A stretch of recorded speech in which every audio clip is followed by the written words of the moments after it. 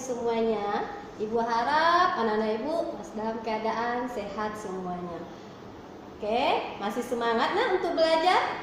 Kali ini kita akan masuk tema 1, yaitu indahnya kebersamaan, subtema 2, kebersamaan dalam keberagaman. Anak-anak Ibu masih ingat dengan video yang sebelumnya? Nah, kalau kalian masih ingat, tentu masih tahu apa itu yang dimaksud dengan gagasan pokok dan gagasan pendukung. Oke, setiap paragraf dia mempunyai gagasan pokok dan gagasan pendukung. Gagasan pokok itu merupakan ide utama yang dibahas dalam suatu bacaan. Sementara gagasan pendukung adalah uraian atau tambahan informasi. Siapa yang tahu gagasan pokok itu dia terletaknya di mana? Ada yang tahu? Masih ingat dengan video sebelumnya? Gagasan pokok terletak di awal paragraf, akhir paragraf, awal dan akhir paragraf. Sekarang coba anak-anak Ibu buka buku siswa, lihat teksnya kerjasama dalam keberagaman. Nah, kerjasama dalam keberagaman. Edo dan kelima temannya mendapat tugas untuk melakukan percobaan tentang bunyi. Sepulang sekolah, mereka berkumpul di rumahnya. Setiap orang sudah menyiapkan peralatan yang dibutuhkan. Lani dan Siti membawa beberapa kaleng yang sudah dilubangi. Udin dan Beni membawa benang kasur. Mereka berkumpul di halaman depan rumah. Keenam sekawan siap bekerja sama melakukan percobaan. Dari satu paragraf teks kerjasama dalam keberagaman tadi, ada di situ gagasan pokok dan gagasan pendukung. Ingat, untuk mencari gagasan pokok, kalian harus cari dulu kalimat utama. Kalimat utama pada teks tadi yaitu apa, Nak? Edo dan kelima temannya mendapat tugas untuk melakukan percobaan tentang bunyi. Itu adalah kalimat utamanya. Dalam kalimat utama tadi Ibu bilang itu ada gagasan pokok terdapat pada kalimat utama. Itu apa gagasan pokoknya? Gagasan pokoknya Edo dan teman-temannya mendapatkan tugas melakukan percobaan bunyi. Nah, tadi dalam satu paragraf yang ada di buku siswa itu, kamu lihat ada berapa kalimat yang ada di sana? Ada 5 kalimat. Satu kalimat sudah menjadi kalimat utama. Sisa dari yang kalimat yang lain itu adalah gagasan pendukung. Apa dia yang pertama gagasan pendukungnya? Sepulang sekolah mereka berkumpul di rumahnya. Kedua, setiap orang sudah menyiapkan peralatan yang dibutuhkan. Ketiga apa? Lani dan Siti membawa beberapa kaleng yang sudah dilubangi. Seterusnya, Udin dan Beni membawa benang kasur. Mereka berkumpul di halaman depan rumah. Keenam sekawan siap bekerja sama melakukan percobaan. Dari teks tadi, dari teks kita kerjasama dalam keberagaman, dari paragraf yang satu paragraf tadi tentang Edo dan teman-temannya, anak-anak Ibu bisa nggak ngambil kesimpulan? Apa di sana yang dilakukan Edo dan teman-temannya itu? Mereka melakukan kerjasama. Jadi kerjasama itu adalah suatu usaha yang dilakukan oleh beberapa orang untuk mencapai tujuan bersama. Kerjasama merupakan interaksi yang paling penting. Karena pada hakikatnya manusia dia tidak bisa hidup sendiri. Sehingga manusia disebut juga dengan makhluk sosial. Oleh karena itu di dalam kehidupan sangat penting untuk membangun kerjasama yang baik.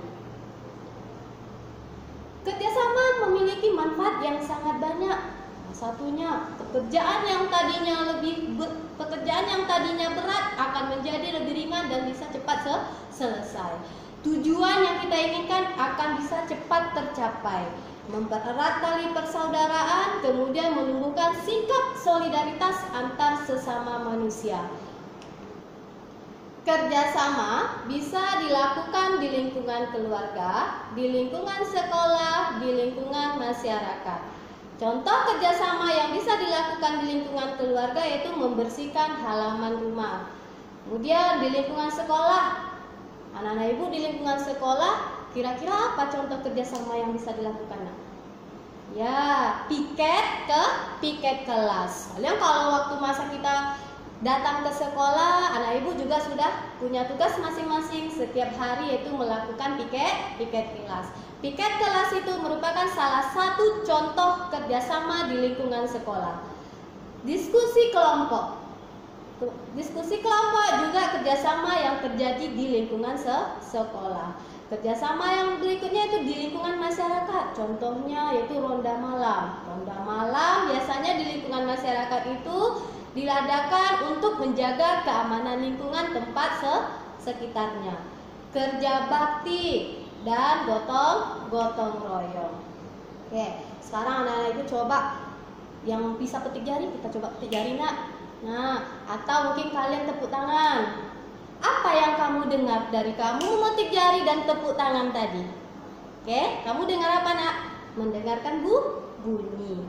Bunyi itu dia dihasilkan oleh benda yang bergetar. Jadi tadi bukan hanya dengan memetik jari atau dengan bertepuk tangan saja. Bunyi juga bisa dihasilkan oleh alat musik.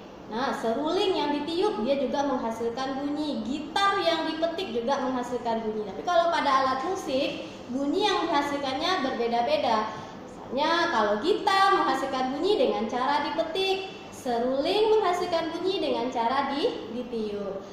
Gendang dia menghasilkan bunyi dengan cara dipukul. Bunyi dia dapat merambat melalui udara dan ditangkap oleh telinga. Telinga itu dia adalah alat indera pendengaran. Selain sebagai alat indera pendengaran, telinga dia juga berfungsi sebagai alat keseimbangan. Telinga manusia terdiri dari 3 bagian, yaitu telinga bagian luar. Yang pertama itu telinga bagian luar. Telinga bagian luar itu dia terdiri dari daun telinga, lubang telinga, dan saluran telinga luar.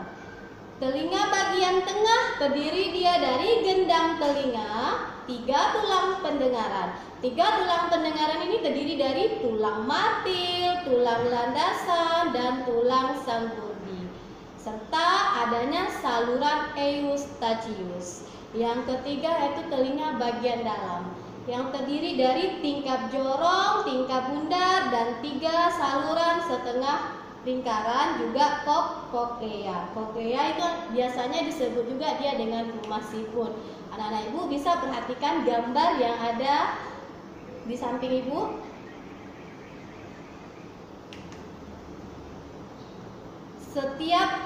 Setiap bagian telinga itu memiliki fungsi-fungsi yang berbeda.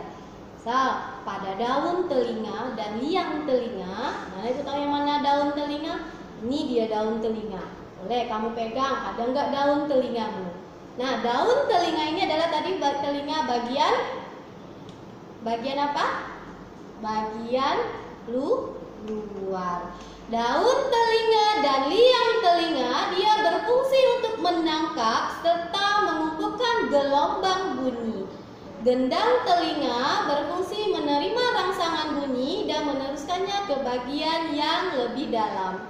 3 tulang pendengaran tadi yang ibu bilang ada tulang martil, tulang landasan, tulang sanggurdi. Itu dia berfungsi untuk memperkuat getaran dan meneruskannya ke koklea. Koklea tadi ibu bilang sama juga dia dengan rumah siput. Jadi koklea itu sama dia dengan rumah siput. Koklea mengubah getaran menjadi impuls dan meneruskannya ke otak. 3 saluran setengah lingkaran dia berfungsi menjaga keseimbangan tubuh. Saluran eustachius itu dia menghubungkan rongga mulut dan telinga bagian tengah. Jadi dalam keadaan normal, frekuensi yang dapat didengar manusia itu adalah 20 sampai 20.000 Hz. Ada beberapa penyakit telinga. Misalnya, contohnya tuli. Tuli itu disebabkan karena adanya rusaknya saraf pendengaran. Yang kedua itu congek. Congek itu dia seperti cairan yang berbau busuk yang disebabkan adanya peradangan pada telinga bagian dalam. Yang ketiga itu bisul. Bisul itu terjadi akibat adanya infeksi pada telinga. Anak-anak ibu tahu nggak cara memelihara, cara kamu merawat telinga? Ada yang mengerti nak?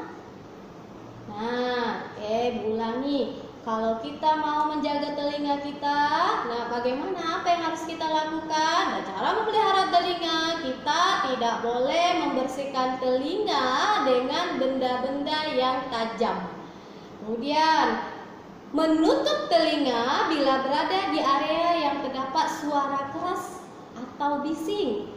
Jika misalnya telinga kamu sakit, kemasukan lalat, atau kemasukan sesuatu benda yang ke dalam telinga, nah itu kamu harus segera berkonsultasi ke dokter THT. Cara kerja telinga. Suara masuk melalui udara ke telinga, kemudian dia menggetarkan gendang telinga. Getaran tadi diteruskan oleh tulang-tulang pendengaran telinga ke ujung saraf. Kemudian disampaikan ke otak agar diolah sehingga kita bisa mendengarkan suara. Negara Indonesia adalah negara kesatuan yang terdapat keberagaman agama. Ada beberapa agama yang diakui oleh negara Indonesia. Yang pertama itu adalah agama Islam. Kitab suci dari umat Islam itu adalah Al-Quran. Tempat ibadahnya adalah masjid. Hari rayanya adalah Idul Fitri dan Idul Adha. Yang kedua, Katolik. Kitab suci umat Katolik adalah Injil. Tempat ibadahnya gereja. Hari rayanya Natal dan Paskah. Yang ketiga adalah agama Kristen. Agama Kristen, kitab sucinya Injil, tempat ibadahnya di gereja, hari rayanya adalah Natal dan Paskah. Kemudian yang keempat itu adalah agama Hindu. Hindu, kitab sucinya adalah Weda, tempat ibadahnya di pura, hari rayanya adalah hari raya Nyepi dan Galungan. Ya, kemudian agama Buddha, kitab sucinya adalah Tripitaka. Tempat ibadahnya adalah wihara, serta hari rayanya adalah Waisak. Kemudian yang berikutnya agama Konghucu. Kitab suci dari agama Konghucu adalah Wujing dan Sisu. Tempat ibadahnya adalah Klenteng dan hari rayanya adalah Imlek. Di setiap agama itu dia memiliki hari besar yang berbeda-beda. Walaupun begitu, hari besar setiap agama ini mendidik setiap manusia dan anggota masyarakatnya serta warga negara agar selalu ingat kepada kebenaran ajaran agama serta menghormati norma-norma masyarakat dan negara. Sekian dulu materi kita pada hari ini, yaitu tema 1, subtema 2. Gua harap anak-anak ibu dengan penjelasan tadi yang saya berikan tadi menjadi lebih paham dan lebih mengerti. Tetap semangat belajar dari rumah, jaga kesehatan, sampai jumpa. Terima kasih.